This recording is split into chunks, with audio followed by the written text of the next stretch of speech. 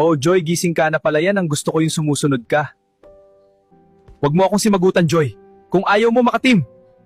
Kamusta kaya ang anak nating si Joy?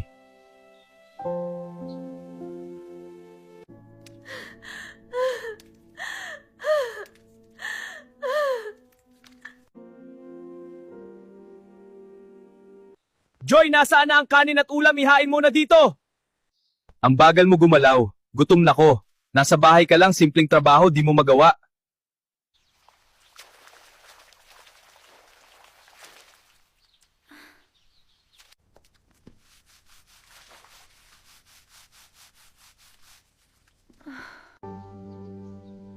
Hay, salamat. Nakapagpahinga na din.